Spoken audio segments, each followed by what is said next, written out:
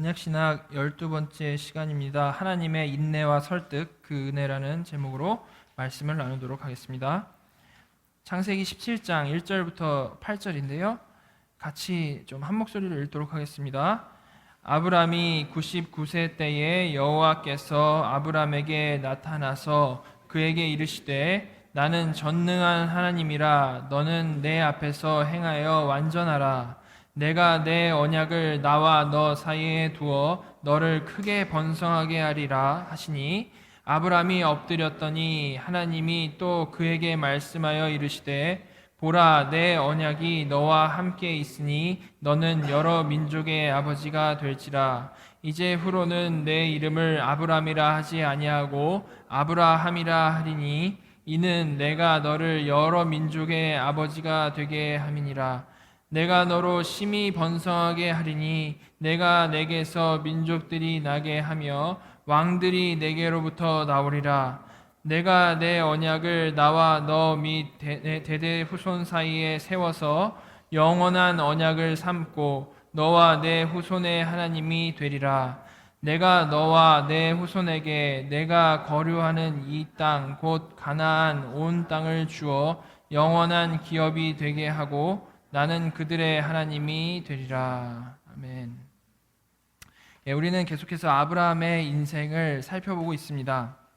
하나님께서는 갈대아 우르에 살던 아무것도 정말 모르던 아브라함에게 나타나셔서 영광의 하나님으로 나타나셔서 이제 그곳을 떠나라고 하셨고요. 믿음을 주셔서 또한 하란도 떠나게 하셨습니다. 그리고 그 후에 아브라함의 인생 동안 하나님께서는 정말 차근차근 어떠한 복을 주실지에 대해서 설명을 해주셨고요. 15장에서 아브람은 그저 그냥 영광의 하나님을 맹목적으로 따르던 그러한 상태에서 벗어나서 하나님과 관계적인 그러한 믿음 안으로 들어가게 되었습니다. 그런 아브람에게 하나님께서는 별을 보여주시면서 자녀에 대한 약속을 확인시켜 주셨고요. 또한 쪼갠고기 사이를 지나시는 언약식을 통해서 그 약속을 분명히 하셨습니다. 이런 믿음의 조상의 인생 여정을 통해서요, 지난주에 우리는 두 가지를 알 수 있다라고 했습니다. 첫 번째는 하나님 자녀의 인생은 온전히 하나님께서 이루신다라는 것이었습니다. 아브라함은 하나님께서 약속하신 말씀을 무시하지 않았습니다.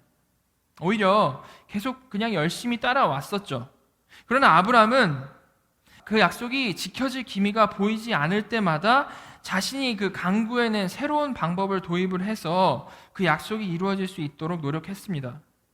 엘리에셀을 상속자로 세운 것이 그러한 이유였죠. 그러나 그때마다 하나님께서는 하나님의 방법으로 하나님께서 이루실 것이다라는 것을 계속해서 아브라함에게 확인시켜 주셨습니다. 그리고 또 두 번째로 알 수 있었던 것은요, 하나님께서 그의 자녀에게 바라시는 믿음은 100% 정말 하나님을 신뢰하는 그러한 믿음이라는 것을 우리가 알 수 있었습니다. 이런 온전한 신뢰의 믿음은 현대 많은 교회 다니는 사람들이 믿음이라고 생각하고 있는 맹신과는 다른 모습인 것입니다. 맹신은 우리가 뭐 굳이 말을 한다면 아브라함의 인생에서 어디쯤에서 나타나고 있습니까? 맹신은 초반에 나타나고 있죠. 예. 하나님께 아무런 대꾸도 하지 않고 그냥 제단을 쌓는 삶을 사는 것입니다. 이런 묻지도 않고 정말 따지지도 않는 그러한 믿음을 성경은 아브라함의 초창기 믿음으로 놓고 있고요. 이런 단계를 넘은 15장에서 아브라함이 하나님을 믿었다라는 표현을 하고 있는 것입니다. 성경을 그냥 덮어놓고 무조건 아멘 하는 것, 그리고 본인이 신뢰하는 목사님이 말씀하신다라고 해서 그냥 무조건 믿는 것, 이런 것은 하나님이 원하시는 그러한 믿음의 모습은 아닌 것이죠. 하나님께서 원하시는 믿음은 정말 관심이 있는 거예요. 그래서 하나님과의 끈끈한 관계 안에서 하나님을 온전히 신뢰하는 그러한 믿음인 것입니다. 정말 관심 있는 사람에게만 이러한 믿음의 모습이 나타나겠죠. 물론 아브라함 때는요, 하나님께서 실제로 아브라함 앞에 나타나셔서 그런 관계를 직접적으로 이렇게 형성해 나가셨습니다. 그런데 지금은 어떻습니까? 지금이요? 하나님은 그렇게 아브라함에게 나타나셨듯이 그런 식으로 나타나시지 않으십니다. 그러나 우리에게는요, 하나님께서 완성해 놓으신 66권의 성경이 있죠. 그래서 지금은 하나님께서 그 완성된 성경을 통해서 우리에게 말씀하시고요, 우리는 기도로 그의 응답을 하는 것입니다. 결국 말씀하시고 기도하는 것, 말씀과 기도인 것이죠. 우리는 바로 이 말씀과 기도를 통해서 하나님과 더 끈끈한 관계를 형성해 나가는 것이고요, 그런 인생 중에 점점 하나님을 온전히 신뢰하는 믿음을 굳건히 갖게 되어지는 것이죠. 이렇게 지금까지 아브라함의 인생을 통해서 우리는 정말 하나님께서 온전히 이루실 것이다 라는 것과, 하나님은 정말 하나님을 100% 신뢰하는 그러한 관계적인 믿음을 원하신다라는 것을 살펴봤습니다. 그런데 아브라함의 이야기는요, 그렇게 15장에서, 우리가 지난번에 봤던 그 15장에서 끝나질 않았죠. 15장에서 멋있게 언약식을 치렀는데요, 그렇게 끝나지 않았고, 그렇게 치룬 아브라함에게 바로 이어지는 이야기가 뭐라고 말씀드렸습니까? 지난번에 간단히 봤었죠. 그것은 여전히 사레는 출산하지 못했다 였습니다. 자, 그에 대해서 아브라함은 또 스스로 새롭게 고안해낸 방법을 이제 보여주고 있죠, 성경에서는. 자, 창세기 16장 1절부터 3절인데요. 제가 읽도록 하겠습니다. 아브라함의 아내 사레는 출산하지 못하였고 그에게 한 여종이 있으니 애굽 사람이요 이름은 하갈이라. 사레가 아브라함에게 이르되 여호와께서 내 출산을 허락하지 아니하셨으니 원하건대 내 여종에게 들어가라. 내가 혹 그로 말미암아 자녀를 얻을까 하노라 하매 아브라함이 사레의 말을 들으니라.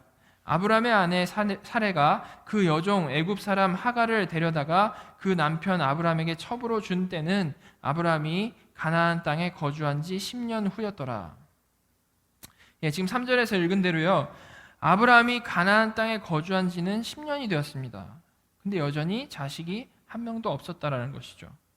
그래서 사레는 여종 하갈을 통해서 아들을 낳는 법을 생각해냈고요, 아브라함은 또한 그대로 행했습니다. 하나님께서는 전에 아브라함에게 엘리에셀이 상속자가 되는 것, 종 엘리에셀이 상속자가 되는 것은 하나님의 방법이 아니다라고 말씀을 해주셨습니다. 그러시면서 상속자는 내 몸에서 날 자여야 한다라고 말씀해 주셨는데요, 이번에 아브라함은 그 조건에는 어긋나지 않는 아브라함 몸에서 난 그러한 이스마엘을 갖게 된 겁니다. 하나님의 말씀을 이렇게 정면적으로 어긴 것은 아니죠. 하지만 이번에도 무언가 자신의 노력, 자신의 방법을 거기에다 덧붙인 것입니다. 자, 이제 이스마엘을 갖게 된 아브라함은요, 아마도 그에게 모든 기대를 걸었을 것입니다. 16장 마지막 절에 이런 말이 있는데요, 이렇게 이스마엘을 갖게 된 때가 아브라함이 86세였다라고 말을 해주고 있습니다. 정확히 몇 세였다라고 말을 해주고 있죠. 그런데 우리가 지금 16장, 17장 장과 장이 구분이 되어 있어서 그런데요, 바로 다음 절인 17장 1절에 보시면, 맨 앞에 보시면 뭐라고 나옵니까? 아브라함이 99세 때에. 자, 그러면 지금 몇 년이 지난 거죠? 이스마엘을 낳고 13년이 지났죠? 빼기를 하면 되죠? 13년이 지났습니다. 아브라함이 하갈을 통해서 이스마엘을 낳고 그게 답인 줄 알고 산 게 13년이나 지났다라는 겁니다. 그리고 하나님께서 쪼갠 고기 사이를 지나시는 그러한 언약식을 아브라함과 하신 것도 대략 한 14년 정도 됩니다. 자, 여러분은 14년 전에 본인이 뭘 한지 잘 기억이 나십니까? 잘 안 나죠? 그렇게 하나님께서는요, 정말 까마득히 오래 전에 아브라함에게 약속을 하셨고요, 지난 13년간 아브라함이 정말 이스마엘만 바라보면서 살도록 그냥 내버려 두신 겁니다. 그러다가 아브라함이 99세가 되었을 때 다시 나타나셔서 다시 말씀하시기 시작하셨다라는 겁니다. 우리는 지금 이 아브라함의 인생을 압축해 놓은 이 몇 장의 성경을 통해서 아브라함 내용을 살펴보기 때문에 이렇게 인생의 진도가, 하나님과 관계하는 진도가 되게 빨리빨리 나간 것처럼 보이는데요, 아브라함이 실제로 겪었던 이 시간들은요, 지금 우리가 몇 년인지 계산해 본 것처럼 정말 답답하고 고민이 많았던 그러한 삶을 살았던 것입니다. 하나님이 빨리빨리 나와서 말씀을 안 해주셨어요. 우리가 만약에 아브라함을 그저 그냥 본받아야 할 믿음의 영웅으로만 우리가 생각을 한다라면 이렇게 진도 빨리 나가는 대로 그냥 아브라함이 쑥쑥 자라서 그렇게 마지막에 이삭을 바친 데까지 갔구나라고 생각할 수 있겠지만, 우리가 아브라함을 정말 우리가 성경에 같은 사람으로 생각을 해서 보게 되면요, 우리가 정말 똑같이 정말 잘 변하지도 않고 어려운 삶 가운데서 정말 고민하면서 살아가는 아브라함의 모습을 읽어낼 수 있다는 것입니다. 성경도 그것을 우리가 보기 원하기 때문에 이렇게 구체적인 나이를 연달아서 써놓은 것이죠. 86세, 99세. 하나님께서는요, 우리가 정말 범접하지 못할 엄청난 사람을 보여주시고 그 사람을 찬양하라고 성경 말씀을 우리에게 주신 것이 아닙니다. 경외할 대상의 아브라함, 경외할 대상의 요셉, 다윗이 아니라는 거죠. 하나님께서는 정말로 우리가 같은 수준의 사람을 통해서, 어쩌면 일반적인 우리보다 못한 그러한 수준의 사람을 통해서 하나님께서 어떻게 일하시는지를 보여주신 것입니다. 그런데 우리는 언제나 마음이 조급해서요, 아브라함처럼 우리 자신이 고안해낸 방법으로 무언가를 해내기를 좋아합니다. 그러나 하나님은 그런 미성숙한 우리들을 아브라함을 지금 키워내실 때처럼 정말 몇 년 동안 하나님 내일, 오늘 내일로 응답 주세요, 이런 수준이 아니라 인생 내내 가르치시면서 정확히 하나님의 스케줄에 맞춰서 우리를 키워나가시는 것이죠. 우리는 이렇게 우리와 같은 아브라함의 인생을 성경을 통해서 미리 보고요, 우리 인생 가운데에서도 아브라함을 보면서 두려워하지 않고 떨지 않고 평안 가운데 살아갈 수 있는 것입니다. 그것이 믿음이죠. 이렇게 성경을 통해서 하나님을 발견하고 믿고 우리 삶 가운데 담대하게 평안하게 살아가는 것이 하나님의 뜻인 것입니다. 저희 모두가 정말 이 땅 살아가는 동안에 그러한 좀 담대함과 평안함, 그러한 믿음을 누렸으면 좋겠습니다. 그냥 읽고 끝나는 것이 아니라. 자, 그러면 이스마엘이 태어난 지 13년 만에 다시 나타나신 하나님께서 하신 말씀부터 좀 살펴보도록 하겠습니다. 17장 1절입니다. 제가 읽겠습니다. 아브라함이 99세 때에 여호와께서 아브라함에게 나타나서 그에게 이르시되 나는 전능한 하나님이라 너는 내 앞에서 행하여 완전하라. 지금 읽으신 대로요, 이 13년 만에 나타나신 하나님께서는 가장 먼저 뭐라고 말씀하셨냐면 나는 전능한 하나님이라 너는 내 앞에서 행하여 완전하라 라고 말씀하셨습니다. 많은 신학자들은요, 지금 이것을 하나님께서 아브라함에게 이제 윤리적으로, 도덕적으로 이제 완전해져라라는 명령을 하신 거라고 해석을 합니다. 그런데요, 지금까지 제가 이렇게 말씀해드린 흐름을 생각을 해봤을 때 어떤 것 같습니까? 13년 만에 나타나셔서 윤리적이고 도덕적으로 완전한 사람이 되라라고 명령을 하셨을까요? 저는 아니라고 생각을 합니다. 지금 하나님과 아브라함이 계속 이렇게 붙들고 있는 주제가 뭡니까? 자손과 땅에 관한 언약입니다. 하나님께서는 아브라함에게 자손과 땅의 복을 엄청나게 주시겠다라고 약속을 하셨고요, 아브라함은 그 약속에 대해서 점점 믿음이 조금씩이지만 자라나고 있는 중이었습니다. 그런데 갑자기 나타나서 하나님께서 갑자기 나타나셔가지고 너는 도덕적인 사람이 되라, 윤리적으로 완벽한 사람이 되라라고 하셨겠냐라는 것이죠. 자, 그럼 이것이 무슨 의미일지를 좀 생각해 보도록 하겠습니다. 우리에게 전능한 하나님이라는 이 표현은 매우 익숙하죠. 그런데 성경에서 이 전능한 하나님이라는 표현은요, 지금 여기 17장 1절에서 처음으로 나온 표현입니다. 쪼갠 고기 사이로 지나시는 이 언약을 맺으신 지 한 14년 만에 하나님께서 나타나셔서 자신을 가장 먼저 나는 전능한 하나님, 엘샤다이라고 소개를 하신 것입니다. 자, 여기서 샤다이는 몇 가지로 해석을 할 수가 있는데요, 그 중에 풍요, 충만 이런 뜻이 있습니다. 그러니까 즉 엘샤다이는 전능하신 하나님이신데 모든 필요를 채우시고 충만케 하시는 그러한 전능하신 하나님에 더 포커스가 있다는 거죠. 하나님께서는 아브라함에게 그렇게 자신을 소개하시면서 나타나셨고요, 이렇게 명령을 하신 것입니다. 나는 전능한 하나님인데 너는 내 앞에서 행하여 완전하라. 너는 내 앞에서 행하여 완전하라. 이 명령도 우리가 그 뜻을 좀 다시 살펴봐야 되는데요. 먼저 내 앞에서 행하여 이것을 직역을 하면 내 앞에서 걸어라입니다. 영어 성경에 그렇게 나와 있죠. 내 앞에서 걸어라. 이 표현은 관용어구인데요. 왕 앞에서 충성하는 모습을 표현할 때 주로 쓰이는 그러한 관용어구입니다. 그런데 그렇게 관용어구로 생각하지 않더라도 하나님 앞에서 걸으라라는 그러한 명령이 무슨 의미겠습니까? 무슨 의미일지 대충 오는 느낌이 있죠. 하나님 앞에서 걸어라. 그 의미를 좀 정확히 알기 위해서 이 행하다, 걷다라는 단어가 창세기에 똑같이 쓰인 부분을 좀 여러 곳이 있는데요. 한 곳을 좀 찾아보도록 하겠습니다. 창세기 5장 24절 제가 읽겠습니다. 에녹이 하나님과 동행하더니 하나님이 그를 데려가심으로 세상에 있지 아니하였더라. 여기서 에녹이 하나님과 동행하더니의 이 동행하다가 행하다 걷다인 것입니다. 그러니까 내 앞에서 행하라라는 이런 명령은요, 하나님이 보시기에 합당하게 살아라. 하나님과 온전히 동행하며 살아라. 하나님 마음에 합하게 살아라라는 명령인 것입니다. 그런데 지금 이것만이 아니고 내 앞에서 행하여 뭐라고 되어 있습니까? 완전하라라고 되어 있죠. 그게 전체 명령입니다. 이 완전하라라는 단어도요, 우리가 좀 살펴보면요, 탐밈이라는 단어인데요, 이것은 능력의 완벽함을 말하는 것이 아니고 주로 이 질적으로 완전하라, 온전하라라는 그런 뜻입니다. 즉 무슨 능력을 잘 갖고 닦아서 완전한 사람, 완벽한 사람이 되라라는 그러한 명령이 아니고 하나님이 보시기에 온전하라, 하나님의 마음에 합한 자가 되라, 그런 말씀이신 거죠.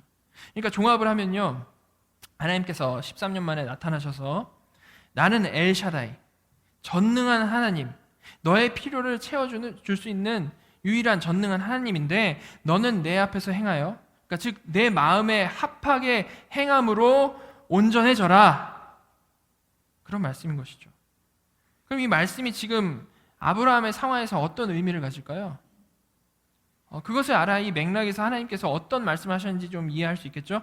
지금까지 흐름에 비춰서 좀 생각을 해보겠습니다. 하나님께서는 아브라함에게 여러 방법으로 자손과 땅을 약속해 주셨습니다. 그런데 아브라함은 끝까지 기다리지를 못했고요, 다시 인간적인 방법으로 하갈을 통해서 이스마엘을 낳는 방법을 택했습니다. 그리고 그 인간적인 방법이 옳을 거라고 믿으면서 13년을 살아왔습니다. 또 자기 방법대로 살아온 거죠.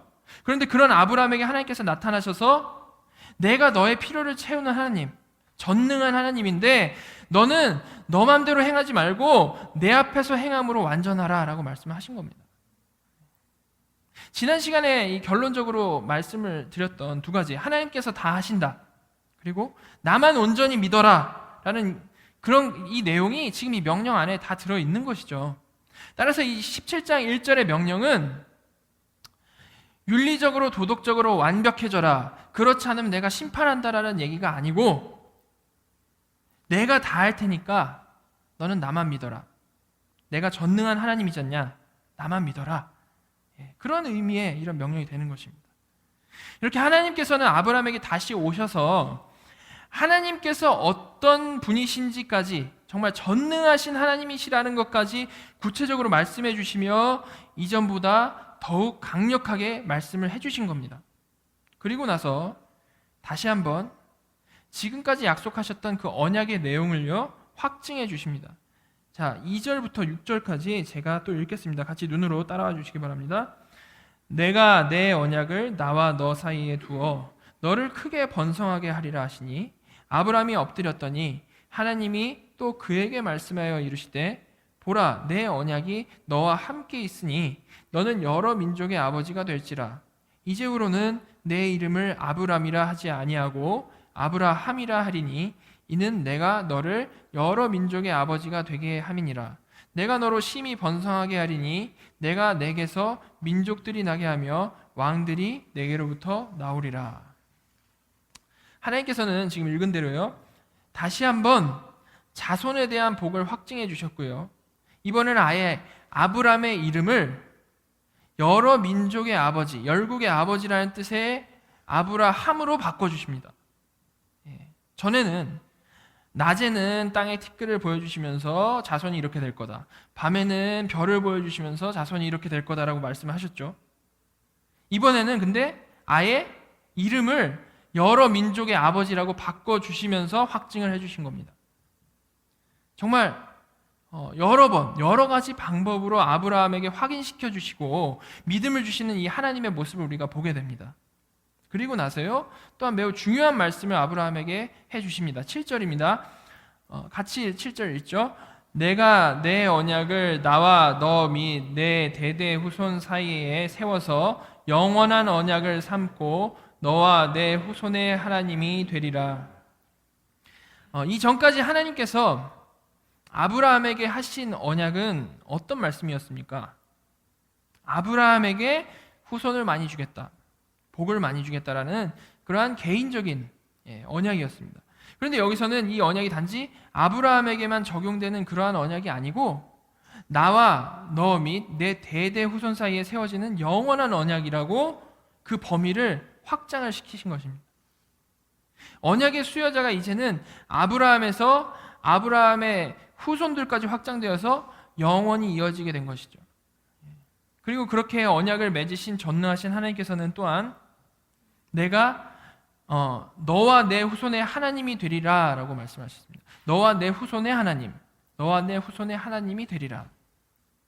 이 약속은 우리는 많이 보아왔던 약속이니까 익숙한데요, 사실 너무나도 중요하고 너무나도 소중한 약속입니다. 지금까지 아브라함과 하나님의 만남은요, 영광의 하나님께서 갑자기 나타나셔서 일방적으로 복을 내려주시는 그러한 만남이었습니다. 물론 15장에서 하나님께서는 내가 너의 방패다라고 말씀을 하시면서 아브라함을 지켜주시겠다라고 말씀해 주신 적은 있지만 거기까지였죠. 그런데 지금 여기 17장에서는 자신을 전능한 하나님이라고 소개하신 하나님께서 너와 내 자손의 하나님이 될 것이다 라고 말씀을 해주셨다는 겁니다. 이 의미는 이제 멀리 있는 어떤 대단한 신으로서의 하나님이 아니고 아브라함과 그의 자손의 하나님, 아주 그냥 익스클루시브한 각별한 관계 안에서 너희에게 복을 주시겠다라고 말씀을 하셨다라는 겁니다. 그들만의 하나님이 되어주시겠다라고 말씀하신 거죠. 그래서 시드니 그레이다누스라는 이 신학자가 있는데요, 그분은 이렇게 말합니다. 이 너와 내 후손의 하나님이 되리라가 지금 이 언약의 정수라고 말을 하고 있습니다. 핵심이라는 거죠. 바로 이 하나님과 각별한 관계의 약속 때문에 이제 앞으로 아브라함에게서 뻗어나오게 될 그 민족은요, 다른 이방 민족들하고는 본질적으로 완전히 다른 특별한 존재가 되는 것입니다. 선민이 되는 것이죠.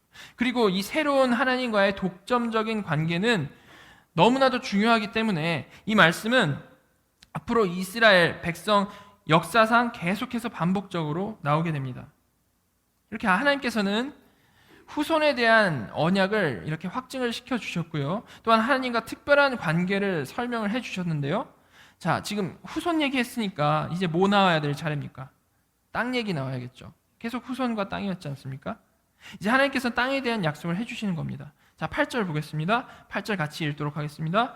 내가 너와 내 후손에게 내가 거류하는 이 땅 곧 가나안 온 땅을 주어 영원한 기업이 되게 하고 나는 그들의 하나님이 되리라. 땅에 대한 약속이죠.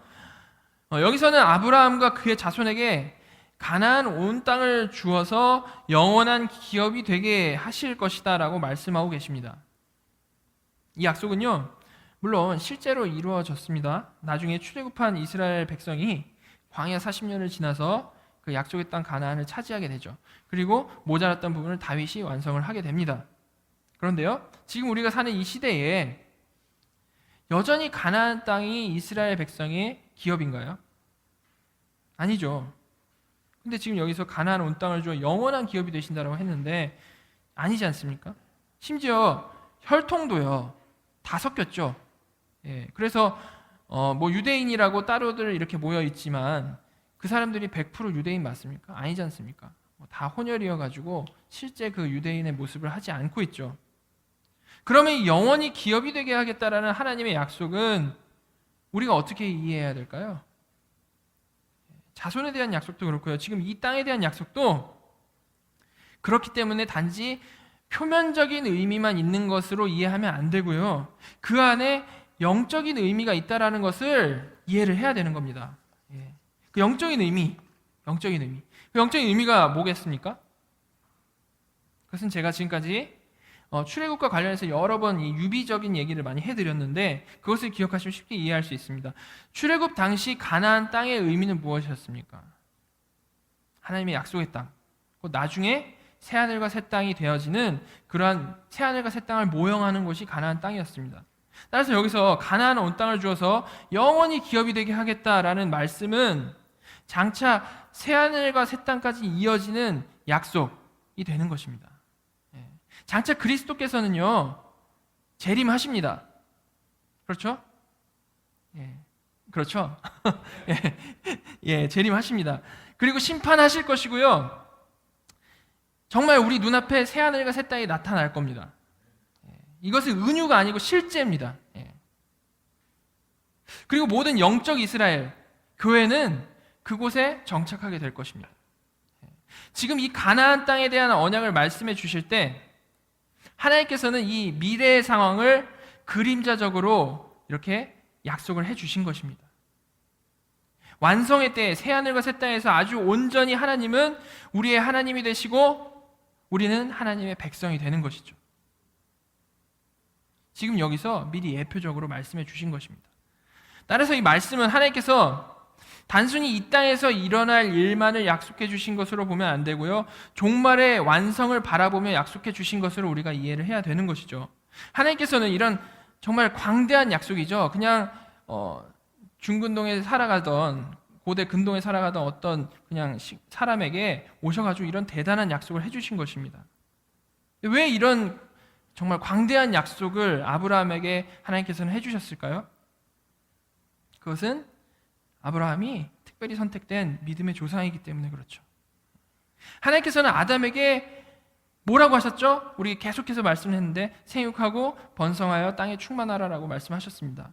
그리고 노아에게 뭐라고 하셨습니까? 똑같은 말씀하셨습니다.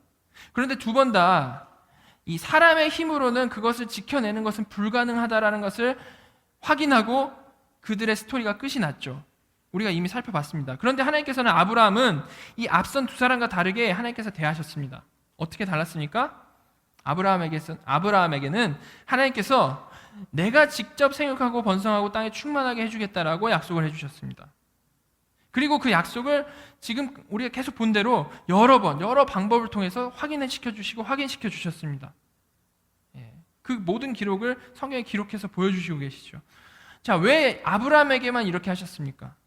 왜냐면요, 아브라함과 맺은 이 언약은 앞으로 하나님의 백성에게 적용이 될 뿌리가 되는 그러한 언약이기 때문에 그렇습니다. 하나님께서 그렇게 선택하신 것이죠. 아브라함을 그렇게 쓰기로. 그리고 또한 이 아브라함의 삶은요, 앞으로 하나님의 백성이 똑같이 겪게 될 그러한 삶의 샘플로서 역할을 하고 있는 겁니다. 자, 그래서 이 15장까지 하나님께서 다 하신다라는 것, 그리고 하나님께서는 온전히 믿음을 원하신다라는 것을 이렇게 쭉 보여주신 후에 여기 17장에서는 이런 약속의 혜택을 받는 자는 아브라함뿐만이 아니고 아브라함의 모든 육적 후손, 그리고 단지 육적 후손뿐만이 아니고 모든 영적 이스라엘이라는 것을 분명히 해주시는 것입니다. 그리고 땅은 실제 이 가나안 땅을 넘어서요, 영원한 기업으로서의 가나안, 즉 새하늘과 새 땅이 될 것임을 예표적으로 말씀을 해주시는 거죠. 그리고 이런 광대한 약속을 주심과 동시에 이후에 살아갈 모든 아브라함의 영적 후손들이 이 샘플이 되는 아브라함의 인생을 보면서 성도의 삶이 어떠한 삶인지, 믿음이 이끌어가는 삶이 어떠한 삶인지를 보게 된다는 겁니다. 이처럼 창세기 처음부터 요한계시록 마지막까지 하나님께서는 아주 차근차근 거대한 구속사를 그려나가시는데요, 거기서 아브라함과 맺으신 이 언약, 그리고 아브라함의 인생이 매우 중요한 역할, 시작점을 딱 자리 잡고 있는 것입니다. 물론 하나님과 언약을 가끔 맺으며 이 살아간 아브라함은요, 그 당시에는 그냥 자신의 삶의 반경밖에 보지 못하고 살았습니다. 자신의 삶 가운데서 끙끙 앓면서 살았던 것이죠. 그런데 영원하신 하나님께서는 그런 부족한 모습을 가진 아브라함을 언약이라는 방법으로 키워 나가셨고요. 그런 하나님의 일하심이 구속사에서 뿌리와 같은 믿음의 조상 아브라함으로 만들어내신 것이죠. 따라서 이 구속사를 이끌어가는 이 하나님의 언약은요, 너무나도 중요한 것입니다. 우리 상태는 죄로 인해서 하나님과 단절된 존재입니다. 그런데 하나님께서 그러시지 않아도 되는데 나타나셔서 말씀으로 약속을 해주셨다는 거죠. 그리고 우리를 이렇게 아브라함 키워나가듯이 키워나가신다는 겁니다. 이 언약은 그래서 너무나도 중요한 것입니다. 이렇게 하나님께서 주신 언약은요, 이 아브라함 인생에서 뿐만이 아니고 그 후 모든 하나님의 백성들에게 너무나도 중요한 것이기 때문에 하나님께서는 아브라함에게 한 가지 당부를 또 하십니다. 자, 9절입니다. 같이 읽겠습니다. 하나님이 또 아브라함에게 이르시되 그런즉 너는 내 언약을 지키고 내 후손도 대대로 지키라. 자, 하나님께서는 언약을 지켜라라고 말씀하십니다. 여기서 우리는 이 지키라는 동사를 좀 이해를 해야 됩니다. 여기서 지키라는 동사는 샤마르라는 단어인데요. 이 단어는 우리말로 너 약속 지켜야 돼, 이런 단어의 의미가 아니고요. 영어로 보시면 뭐라고 되어 있습니까? keep이라고 되어 있습니다. keep. 그럼 이게 무슨 뜻이겠습니까? 여기서 언약을 지킨다는 것은 언약을 유지한다, 언약을 간직한다, 언약을 보호한다 라는 그러한 뜻이 되는 겁니다. 그러니까 지금까지 해주신 하나님의 약속, 후손과 땅을 하나님께서 분명히 주실 것인데 하나님께서 다 하실 것이고 온전히 믿어라 라는 이 약속, 이 내용을 너는 분명히 간직해라, 너는 분명히 이것을 마음에 새겨라 라는 그런 말씀인 겁니다. 이제 더 이상 인간적인 노력을 좀 갖다 붙이지 말고 오직 하나님께서 주신 약속만 붙들어라 라는 그러한 말씀이 되는 거죠. 하나님께서 구속사를 이끌어 가시는 이 언약을 주신 후에 이렇게 그 언약을 대대로 잘 간직하라고 명령하시는 것은요, 너무나도 당연한 것입니다. 이것이 어떻게 보면 우리의 생명이죠. 하나님께서 말씀 안 해주셨으면 우리는 아무것도 알 수 없습니다. 이 언약을 주시면서 너희는 이것을 잘 간직해라, 이렇게 말씀해 주신 하나님께서는 단지 그냥 말씀하시는 것으로 끝내지 않으셨고요, 특별한 증표를 보여주십니다. 이것은 마치 노아에게 약속을 하시고 무지개를 주신 것과 같은 그러한 증표입니다. 모든 약속하시고 이 약속을 날마다 기억할 수 있도록 증표를 주신 것이죠. 자, 10절부터 14절까지 제가 읽도록 하겠습니다. 너희 중 남자는 다 할례를 받으라. 이것이 나와 너희와 너희 후손 사이에 지킬 내 언약이니라. 너희는 포피를 베어라. 이것이 나와 너희 사이의 언약의 표징이니라. 너희의 대대로 모든 남자는 집에서 난 자나 또는 너희 자손이 아니라 이방 사람에게서 돈으로 산 자를 막론하고 난 지 8일 만에 할례를 받을 것이라. 너희 집에서 난 자든지 너희 돈으로 산 자든지 할례를 받아야 하리니 이에 내 언약이 너희 살에 있어 영원히 언약이 되려니와 할례를 받지 아니한 남자 곧 그 포피를 베지 아니한 자는 백성 중에서 끊어지리니 그가 내 언약을 배반하였음이니라. 자, 여기서요, 그 증표가 무엇입니까? 무지개 같은 그 증표, 그것은 바로 할례입니다. 할례. 할례는 남성의 생식기 끝을 이렇게 절단하는 그러한 의식입니다. 바로 이 의식을 통해서 하나님께서 이런 중요한 언약을 너희와 맺어 주셨다라는 것을 기억해라, 간직해라 라는 거죠. 우리가 전에 우리 성찬을 공부할 때요, 이 표와 인이라는 것을 공부를 했습니다. 기억나시죠? 표와 인. 이 할례도 구약시대의 언약인데요, 표와 인이 되는 것입니다. 예. 표와 인. 표가 뭐였습니까? 표, 사인이죠, 영어로. 그러니까 도로 운전하고 가다가 사인판이 보이면 아, 저쪽에 실체가 있겠구나 아는 거잖아요. 그러니까 표가 그런 것입니다. 이것을 보면서 실체가 있다는 것을 아는 것, 그것이 표이고요. 인은 뭐라고 했습니까? 도장 찍는 거라고 그랬죠. 예. 확실히 다 되었다는 것을 도장 빡 찍어서 확신을 주는 겁니다. 지금 이 할례가 표와 인이라는 것이죠. 할례를 통해서 이스라엘 백성이 언약 백성으로 인쳐지는 것입니다. 따라서 중요한 것은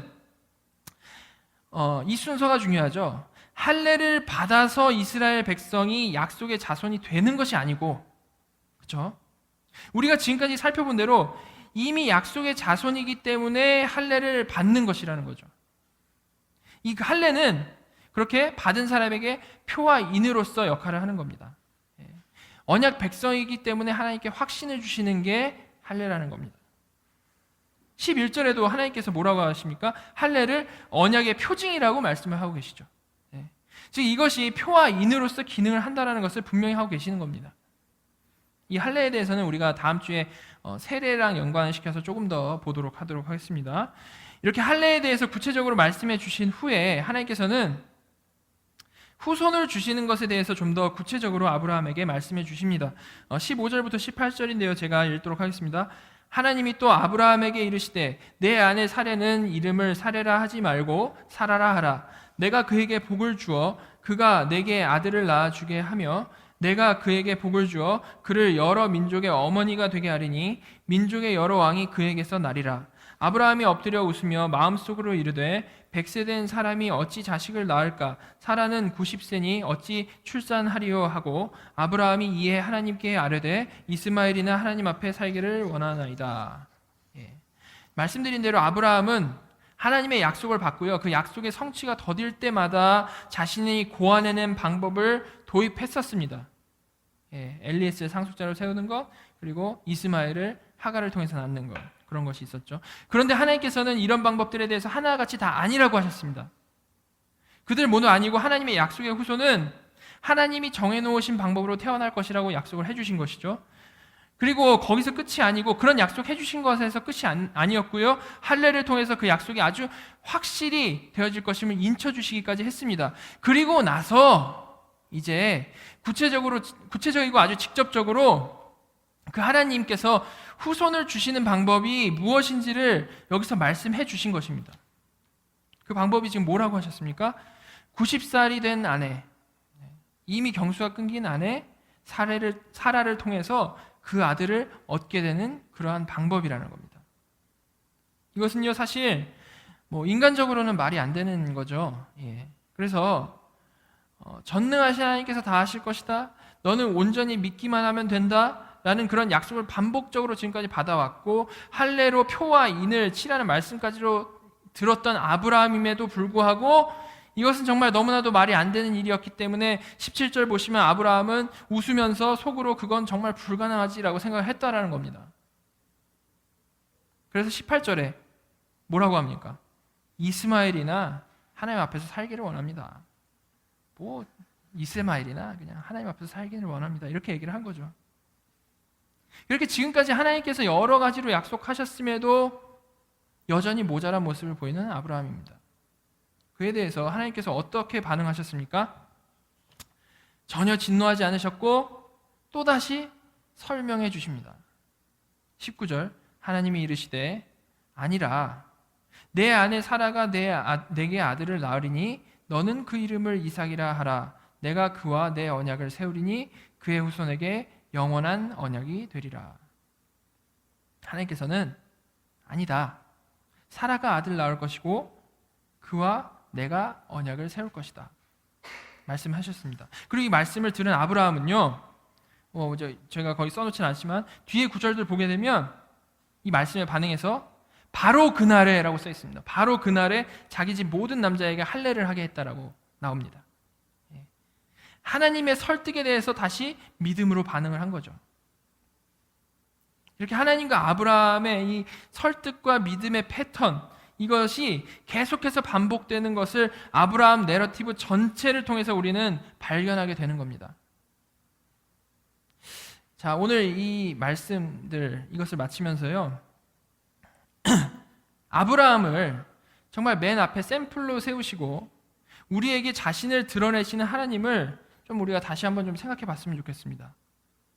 오늘 본문에서 스스로를 전능하신 하나님이라고 소개하신 하나님께서는 전능하실 뿐만 아니라 어떤 하나님이십니까? 스스로 완전하시고 스스로 충분하신 하나님이십니다. 이 말은요, 하나님께서는 스스로 충분하시기 때문에 필요에 의해서 우리를 창조하신 것이 아니라는 말입니다. 이방 종교 신의 이 창조 설화를 보면요, 물론 이방 종교 신이 있지도 않지만 그들은 창조를 한다라고 했을 때 뭐라고 하냐면 사람들을 부려먹기 위해서 창조를 합니다. 아니면 잡아먹기 위해서 창조를 하고 이렇습니다. 그러나 하나님께서는 전혀 필요 없으신데도 우리를 창조하셨고 이 창조를 통해서 자신의 영광을 드러내십니다.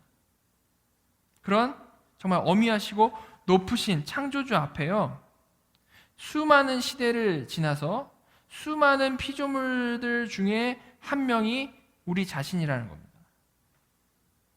자, 이런 하나님과 우리의 이 존재적인 차이만을 우리가 정말 가만히 잘 묵상만 해봐도요, 우리는 이런 하나님께 내가 정말 무엇을 따지거나 무엇을 불평하거나 무엇을 요구할 수도 없는 그런 존재라는 것을 알 수 있습니다. 그런데 오늘 살펴본 이 샘플로서 우리 맨 앞에 서 있는 아브라함의 인생을 좀 다시 한번 생각해 보시기 바랍니다. 하나님께서 아브라함을 어떻게 대하셨습니까? 하나님께서는 아브라함에게 언약이라는 방법으로 처음부터 끝까지 하나하나 다 설명해 주셨습니다. 정말 너무나도 친절하게, 정말 너무나도 의아할 정도로 하나님께서는 정말 어리석고 성장이 더딘 아브라함을 달래고 또 달래고 이해시키고 또 이해시키고 하면서 아브라함을 키워가셨던 것입니다. 티끌로 부족하면 별로 설명해 주시고, 별이 부족하면 언약식으로 설명해 주시고, 언약식이 부족하면 이름을 아예 여러 민족의 아버지라는 이름으로 바꿔주시기까지 하면서 설명해 주셨고요. 또한 이것 다 하신 다음에 할례로 도장까지 찍어주셨습니다. 창조주께서 정말 피조물 수준의 이 눈높이로 내려오셔서 하나하나 이해시켜 가신 것이죠. 이것이 아브라함의 인생이었습니다. 하나님의 인내와 하나님의 설득으로 아주 가득 차 있는 그러한 인생인 것이죠. 그런데 하나님께서는 이렇게 시작이며 정말 샘플이 되는 아브라함에게 뿐만이 아니고요, 그 후에 이스라엘 역사 전체를 통해서 그의 백성들을 또한 설득하시고 가르쳐 가십니다. 율법을 주시고 때로는 혼내고 심판하시기도 하지만 달래시기도 하면서 설득해 나가셨습니다. 그리고 그런 구체적이고 오랜 설득 위에 결국 예수 그리스도와 그분의 십자가라는 정답을 굳건히 세우신 것입니다. 그런데 하나님께서는 단지 그 십자가 구속의 클라이막스에서 그 막을 내리시지 않았습니다. 그 십자가 후에는 어리석은 우리들이요, 또 그 클라이막스를 잘 이해하지 못할 것이 너무나도 뻔하니까 사도 바울과 같은 사도들을 세우셔서 여러 서신서들을 통해서 구약과 그리고 복음서들을 하나하나 차근차근 다 설명해 주셨습니다. 그리고 그뿐만이 아니고요, 기독교 2000년 역사를 통해서 하나님께서 세우신 정말 수많은 하나님의 교사들을 통해서 하나님의 뜻을 분명히 드러내셨습니다. 그리고 지금 또 우리 각자에게 우리 각자 인생을 통해서 그리고 또한 성령님께서 우리 안에서 깨닫게 해주심으로 우리를 설득해 나가고 계시는 것입니다. 바로 이 하나님의 이끄시는 이 구속 역사는요, 아브라함 때와 똑같이 지금 우리 각자에게도 이루어지고 있는 것입니다. 하나님께서 일하고 계신다는 거죠. 우리는 부족한데 인내하시고 설득하시면서 우리를 하루하루 끌고 가신다는 겁니다. 우리 대부분은요, 우리 삶에 보이는 문제만을 놓고 아브라함처럼 정말 하나님께서 정말 도와주시지 않는다라는 그러한 불평만 하기를 좋아하고요, 또 우리의 인간적인 방법으로 조금 기도해보고 인간적인 방법으로 헤쳐나가기를 수없이 반복하면서 살아갑니다. 그러나 하나님께서는 아브라함을 인도하셨을 때처럼, 그리고 그 모든 하나님의 백성을 인도하셨을 때처럼 정말 변하지 않는 정말 완고한 우리들을 우리 각자의 전체 인생을 통해서 한 단계 한 단계씩 가르치시고 설득하시고 믿음의 사람으로 변화시켜 나가신다라는 것입니다. 스스로 완전하신 하나님, 정말 영광스럽고 전능하신 하나님께서 왜 정말 보잘것없고 100년도 못 사는 우리들에게 이러한 놀라운 친절을 베푸시는 것일까요? 하나님께서는 왜 독생자까지 십자가에 못 박으시면서 우리에게 이러한 자비를 베푸시는 것일까요? 우리는 그것을 알 수 없기 때문에 이런 하나님의 사랑을 은혜라고밖에 표현을 못하는 것입니다. 은혜, 오직 은혜. 저와 여러분 모두가 우리 눈앞에 있는 문제들, 거기서 고개를 좀 들어서요, 내 인생 전체를 운행하시는 하나님, 그 크신 인도하심을 볼 수 있는 은혜를 누리시길 간절히 바랍니다. 그리고 지금 이 순간에도 맨날 똑같은 죄 지으면서 살아가는 나를 보면서 인내하시고 내 안에서 이 완고한 나를 설득해 가시고 계시는 성령님의 음성에 정말 민감하게 반응하시는 그러한 은혜가 저와 여러분의 있기를 간절히 바랍니다. 또한 오늘 또 주께서 우리에게 특별히 주시는 주님의 몸과 피를 우리가 나눌 때예요. 그 은혜를 정말 더 깊이 우리가 좀 마음에 새기고 정말 진심으로 감사하는 시간이 되기를 주님의 이름으로 간절히 바랍니다. 같이 기도하도록 하겠습니다. 하나님 아버지, 아브라함의 인생을 통해서 하나님의 인내하심과 꾸준히 설득하시는 그 사랑을 보게 하여 주심을 감사드립니다. 그리고 저희 삶에서도 변함없이 그렇게 일하시는 하나님의 은혜를 찬양합니다. 저희들이 살아가면서 그 은혜를 더 깊이 깨닫는 성숙한 자녀들이 되기를 간절히 바랍니다. 그리고 그 은혜를 아는 감격이 우리를 실제로 변화시켜 나가기를 간절히 바랍니다.